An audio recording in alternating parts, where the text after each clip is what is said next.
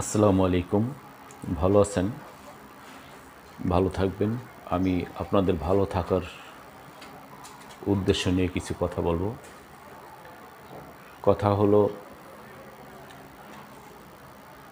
আপনাদের সন্তানের উপর কিছু কথা বলবো।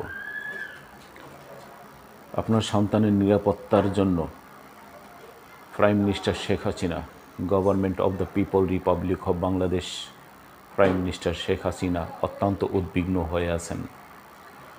স্বার্থ এমবিসি কিছু মহল স্বার্থের বিনিময়ে,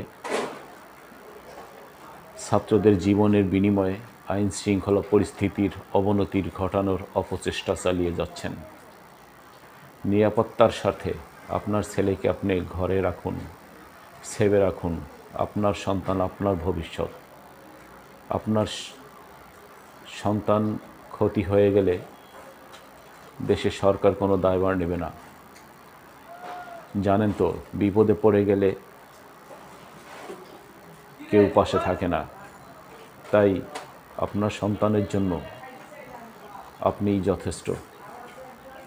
সন্ত্রাসীদের অগ্নিসংযোগ এর কারণে ডেটা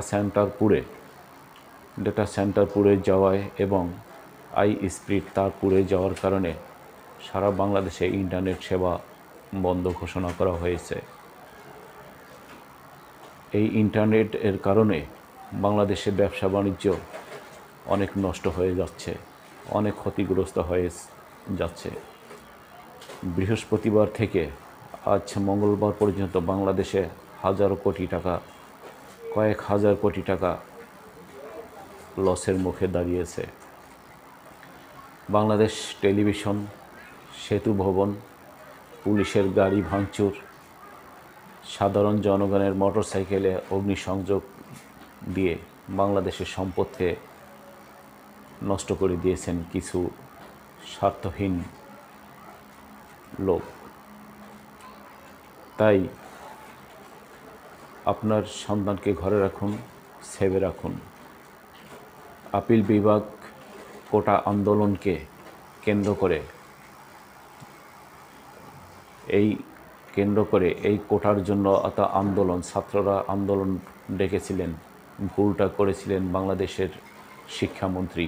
এই শিক্ষামন্ত্রী সাহেব যদি বাংলাদেশের শেখ হাসিনার সাথে বসে আলাপ করতেন, এই কোটা আন্দোলন হয়ে বাংলাদেশে এত ক্ষতিগ্রস্ত হতো না। তাই শিক্ষামন্ত্রীর ভুলের কারণে বাংলাদেশের শেখ হাসিনার হারে হারে ক্ষতিপূরণ টানতে হতে যাচ্ছে। আপিল বিভাগ কর্তৃক কোটা আন্দোলনের পুনর্বহালে হাইকোর্টের রায় বাতিল ঘোষণা করেছেন।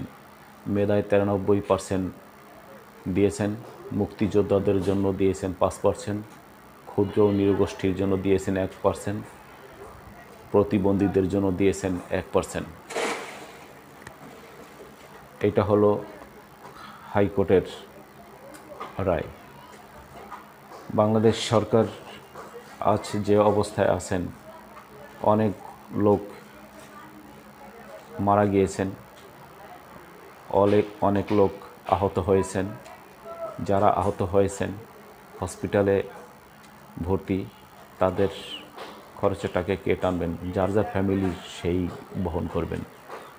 তাই এই স্বার্থ এমবিসি কিছু মহলের জন্য সাধারণ জনগণের জন্য যে ক্ষতিগ্রস্ত বয়ে এসেছে, এটা দায়ী এক স্বার্থহীন লোক। যারাই করেছেন তারা দেশের ভালোর জন্য করেননি, তারা দেশের ক্ষতির জন্যই করেছেন।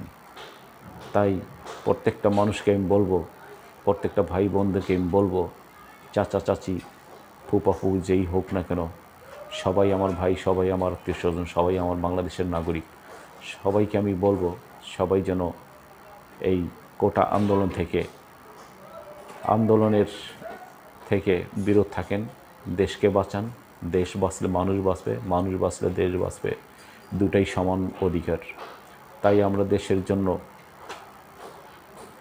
আন্দোলন না করে গাড়ি ভাঙচুর, বিভিন্ন বাংলাদেশের সম্পদ জ্বালাও পোড়াও না করে বাংলাদেশের সম্পদ নষ্ট না করে আমরা সবাই ভালো থাকি। ভালো থাকার জন্য এই প্রত্যাশা ব্যক্ত করে সবাইকে আমি হাজারো সালাম জানিয়ে বিদায় নিচ্ছি। আসসালামু আলাইকুম।